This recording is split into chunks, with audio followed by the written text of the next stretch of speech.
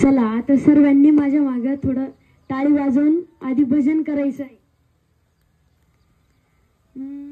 श्रीराम जय राम जय जय राम, श्रीराम जय राम जय जय राम, श्रीराम जय राम जय जय राम, श्रीराम जय राम जय जय राम, श्रीराम जय राम जय जय राम, श्रीराम जय राम जय जय राम, श्रीराम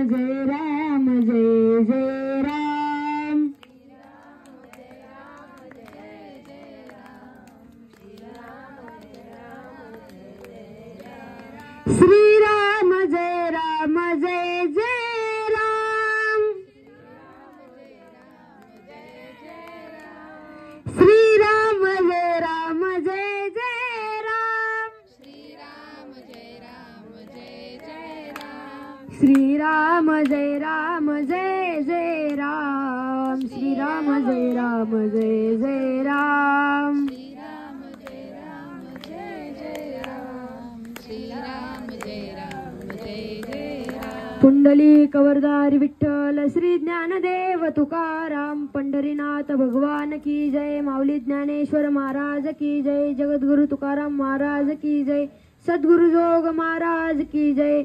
समचरण सरोजम सांद्र नीलाभुधावम, जगनविहित पाणी मंडनम मंडनाना, तरुण तुलसी माला कंदरम कंजनेत्रम, सदय धवलासम विठ्ठलम चिंतयामी, पांडुरंगा करू प्रथम नमान, दुसरे चरण संतांच्या त्यांच्या कृपा जाणे कथेचा विस्तारू, बाबाजी सद्गुरुदास तुका जयांची केली स्मरण, होय सकळ विद्यांचे अधिकरण, तेची वंदू श्री चरण श्री गुरूंचे ते नमस्कारुनी आता.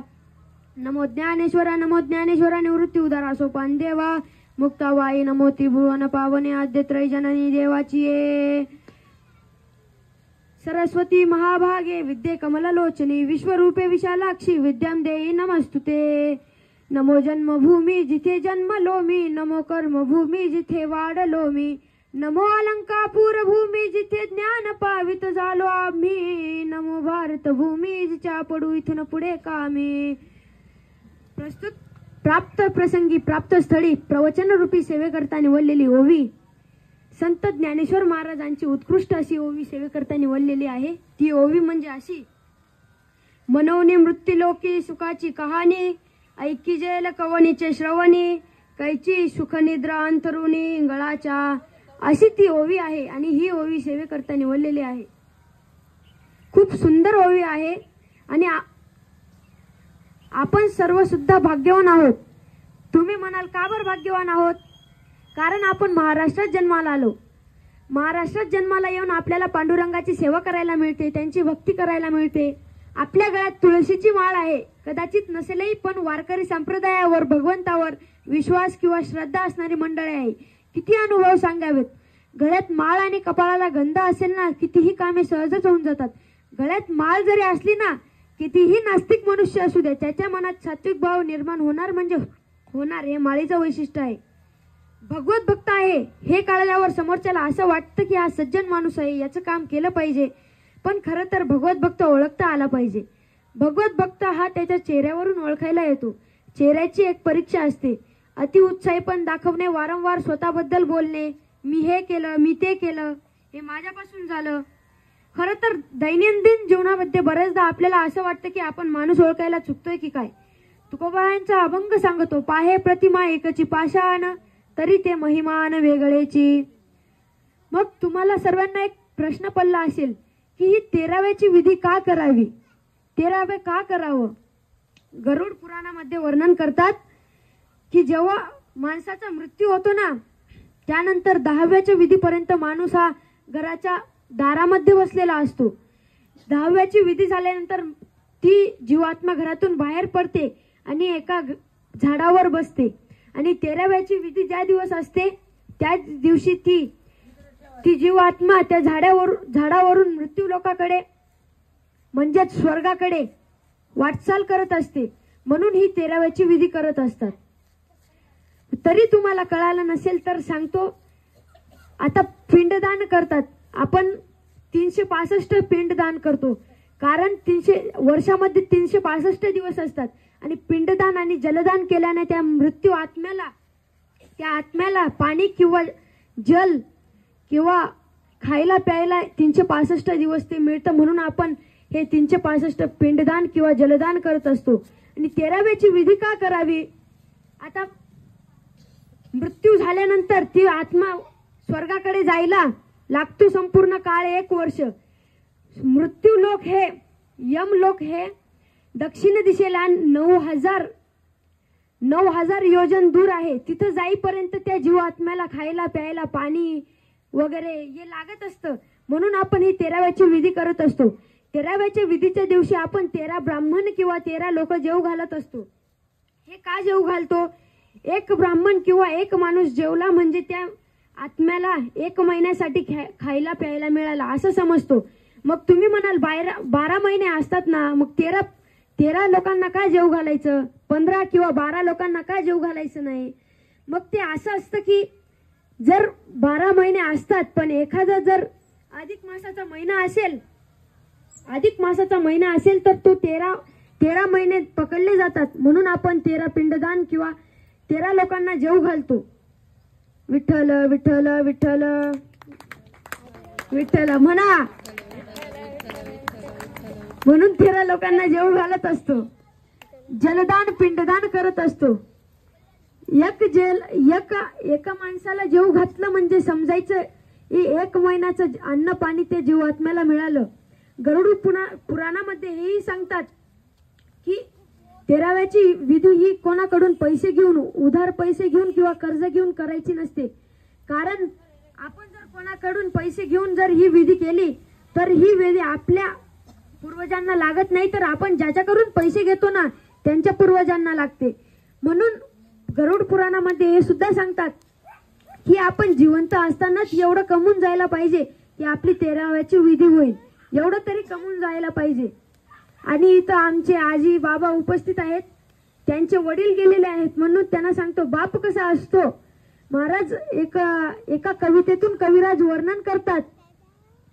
उन्हामधी संसाराचा गाडा हाकलानी दाखवेना कधी कुन्हा डोळ्यातलं पाणी.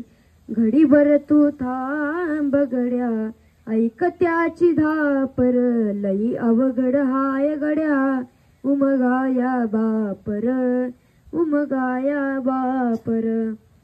कविराज वर्णन करतात महाराज की त्या बापाची धडपड काय असते.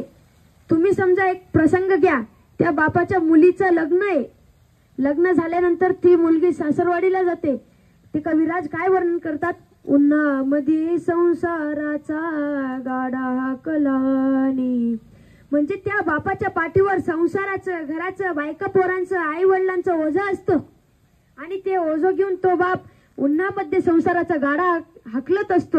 आणि लग्नाच्या प्रसंगात असं सांगायचंय, कविराज वर्णन करतात दाखवेना कधी कुन्हा डोळ्यातलं पाणी.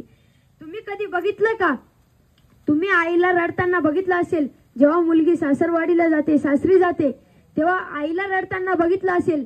कारण आईची सुद्धा माया असते. महाराज कविराज सांगतात आई माझी मायेचा सागर दिला तिने जीवनाकार.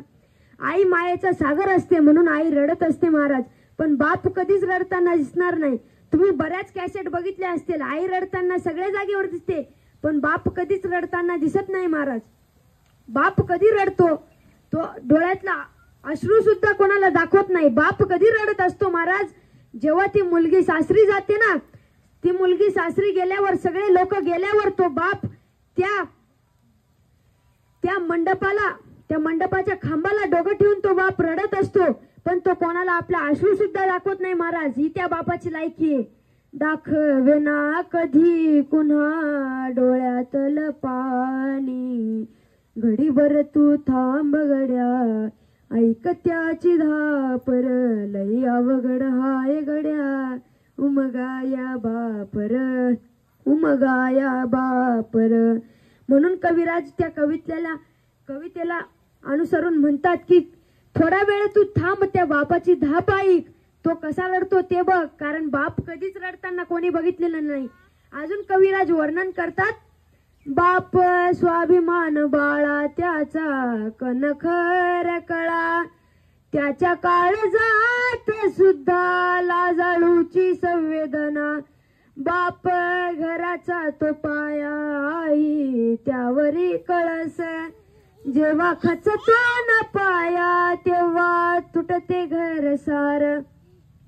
बाप बाहेरून कितीही कडक असला ना, कितीही कडक असला तरी तो आतून मनातून लाजाळू सारखा निर्मळ असतो. नारळ बाहेरून कितीही कडक असलं ना तरी आतलं पाणी ते निर्मळच असतं, कोमळच असतं. म्हणून बापाला जपायला शिका महाराज. आई वडिलांना आता बरेच वृद्धाश्रम निघायला लागले. काही आई वडील म्हातारे झाले किंवा मुलं मोठे झाले की त्यांना वृद्धाश्रमात टाकते. आता वृद्धाश्रमाची संख्या सुद्धा वाढत जात आहे. कशामुळे? तर आई वडिलांनी एवढं मुलाला सांभाळलं, पण काही कारणास्तव मुलांना त्यांना सांभाळायचं नाही, म्हणून असं वृद्धाश्रमाची संख्या वाढत चाललेली आहे. समजतंय का तुम्हाला? वृद्धाश्रमाची संख्या वाढत चाललेली आहे. बापाला जपायला शिका महाराज. आई वडिलांची सेवा केली ना, तुम्हाला कुठलंच काही करायची गरज नाही. काही लोक काशीला यज्ञ करतात. काशीला यज्ञ करण्यापेक्षा सुद्धा जास्त पुण्य आई वडिलांची सेवा करण्यामध्ये भेटते महाराज. आई वडील नसतील तर आमच्या आया बहिणींनी सासू सासऱ्याची सेवा करायला पाहिजे. त्यांना सुद्धा आई वडिलांसारखं ठेवलं पाहिजे महाराज. त्याच्यासारखं दुसरं पुण्य कुठंच नाही. या जगामध्ये दुसरं पुण्यच नाही. फक्त आई वडिलांची सेवा केली पाहिजे. बाप, आपला मूळ विषयावर बाप कितीही कठोर असला ना, आतून तो निर्मळच असतो. तुकोबराय वर्णन करतात, पाहे प्रतिमा एकची पाषाण, तरी ते महिमान वेगळेची.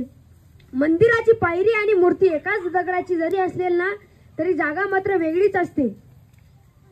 मराठीत एक म्हण आहे, जेवायला ताट द्यावं पण बसायला पाठ देऊ नये. खरंच आहे, कलियुग आहे. माणसं ओळखून जगायला शिकलं पाहिजे. मग तुम्ही म्हणाल भगवत भक्त कसा ओळखायचा? तो आपण आपला चेहरा बघून ओळखायचा. आपला चेहरा कसा आहे, काळा किंवा गोरा यावर काही अवलंबून नाही, तर आपल्या अंतकरणातली प्रसन्नता आपल्या चेहऱ्यावर उमटत असते. इंग्रजीमध्ये म्हणतात face is mirror of mind. खरंच आहे, खरं वाक्य आहे ते. अंतकरणातली प्रसन्नता ही आपल्या चेहऱ्यावर उमटत असते. आपण मंदिरात गेलो, आता दशक्रियाविधी, पंचक्रियाविधी हे सगळं आहे, तर इथं आलो आपण, आपल्याला प्रसाद भेटतो. महाप्रसादाचा कार्यक्रम असतो. आता लोक कुठं कुठं जातात तो प्रसादासाठी. देवाचा प्रसाद प्राप्त झाला म्हणजे आपल्या जीवनातले सगळे दुःख दूर झाले का? असं काही नाही. तर श्रीकृष्ण वर्णन करतात गीतेमध्ये, प्रसादी सर्व दुःखानां हानिरस्य उपजायते, प्रसन्नचे तशो हरकाश बुद्धी पर्यवतिष्ठते. प्रसादी सर्व दुःखानां हानिही. देवाचा प्रसाद प्राप्त झाल्यानंतर आपल्या जीवनातली सगळी दुःख दूर होतील का? असं नाही. तर आपल्या जीवनाच्या आजूबाजूला, आपल्या अंतकरणाच्या आजूबाजूला जी काही दुःख आहेत ना, त्याचा आपल्या अंतकरणावर काहीच परिणाम होत नाही, आपल्या जीवावर काहीच परिणाम होत नाही. म्हणून देवाचा प्रसाद घेतला पाहिजे, प्राप्त केला पाहिजे. विठ्ठल विठ्ठल विठ्ठल विठ्ठल विठ्ठल. म्हणून जगद्गुरु तुकोबराय अभंगाच्या प्रथम चरणात म्हणतात, जया पासोनी सकळ महिमंडळ हे झाले. म्हणजे हे जग आहे ना, हे महिमंडळ. मही म्हणजे पृथ्वी. सोपा शब्द सांगणं म्हणजे मही म्हणजे पृथ्वी. हे महिमंडळ कोणी निर्माण केलं? तुकोबराय त्याच अभंगात सांगतात, तो एक पंढरीचा राणा नये अनुमाना श्रुतीशी. तो कोण आहे? अनु रेणू म्हणजे जे आपलं आहे ना, श्रुती नेती म्हणती गोविंदू रे. कोणालाच कळलं नाही की भगवंत कसा आहे. मग तुम्ही म्हणाल, हा आपण जो मंदिरात पूजा करतो, आता ज्यांची पूजा केली तो कोण आहे? मग हा भगवंत आपल्याला दिसण्या इतका सोपा कोणी केला? तर आपल्याला दिसण्या इतका हा संतांनी सोपा केला. त्याच्यासाठी प्रमाण सुद्धा आहे. आणि याला रूपाबळे करुणी खळे हरिराशी, नेनो ब्रह्मांड चुकले उघडे पंढरपुराशी आले. वाद चाललाय शास्त्रांचा, की सगुण आहे की निर्गुण आहे, सगुण आहे की साकार आहे, साकार आहे की निराकार आहे. कळतच नाही महाराज. याचा भान अजून श्रुतीलाही आलं नाही. श्रुती म्हणजे एखादी मुलगी नव्हे, श्रुती म्हणजे आपलं मन, आपली चंचलता. तिला सुद्धा कळालं नाही अजून की देव कसा आहे.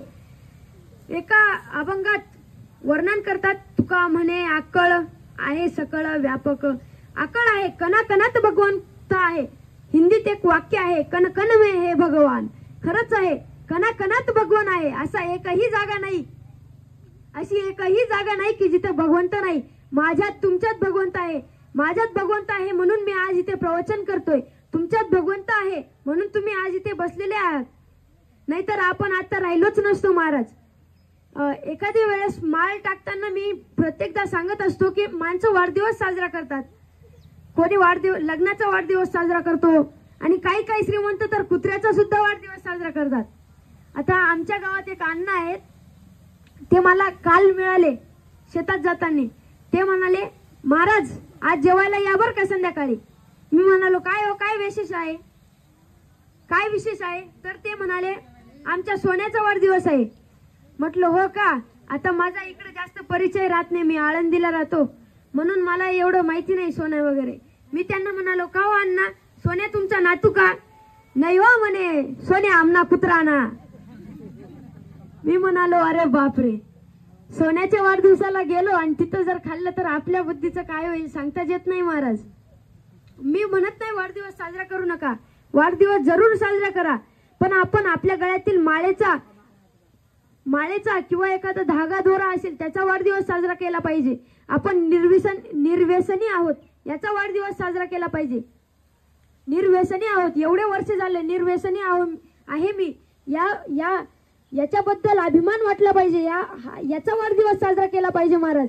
या दिवशी समजा 3-4 वर्ष झाले मी निर्व्यसनी आहे, मग त्या दिवशी एखादा ब्राह्मणाला जेव घातलं पाहिजे, एखादी पूजा केली पाहिजे, यज्ञ केलं पाहिजे. व्यसन करू नका. माझा मूळ विषय असा आहे की व्यसन करू नका. व्यसनाने आपण तर वाईट होतोच, पण आपल्यामुळे सगळेच वाईट होतात. आपल्या मुलाबाळांचं आयुष्य वाया घालवू नका, व्यसन करू नका, हेच म्हणणं आहे. थोडंसं अजून घराबद्दल सांगतो आणि सेवेला पूर्णविराम देतो. घर कसं असावं. आचार विचार घराची आखणी आहे. प्रेम हा घराचा पाया आहे. म्हातारी माणसं घराची छत आहेत. माणुसकी घराची तिजोरी आहे. आणि असं जर घर असेल ना तर अशा घरात कायम भगवंताचा वास आहे. आणि खरं तर पैसा हा घरातला पाहुणा असतो. पैसा कधी येईल आणि कधी जाईल हे सांगताच येत नाही. काही लोक एवढे कंजूस असतात महाराज, पैशासाठी लई कंजूस. पैसा आपल्या घरातला पाहुणा आहे हो, कधी येईल आणि कधी जाईल सांगताच येत नाही. आपल्या पैशाला अत्तराचा वास नसला तरी चालेल, पण आपल्या पैशाला घामाचा वास असला पाहिजे. पैसा हा माणुसकीने मिळवला पाहिजे.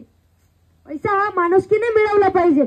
कोणाला छळून किंवा एखाद्या माणसाला छळून मिळवलं नाही पाहिजे. असं घर असतं महाराज. आणि अशा सदाचार रूपी घरात प्रत्येक रूपात प्रभूचा वास असतो, कणाकणात प्रभूचा वास असतो.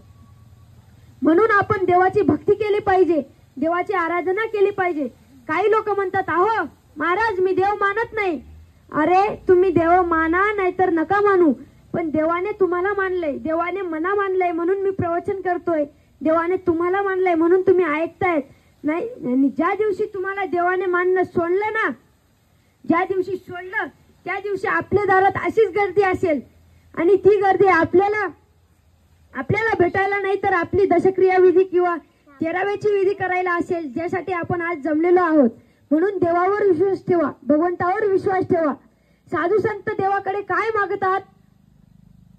तर आता एखादा पोरगा जर देवाकडे गेला 10वी 12वीचा, तर तो म्हणतो देवा काहीच नको, फक्त आज चांगला रिझल्ट लागू दे.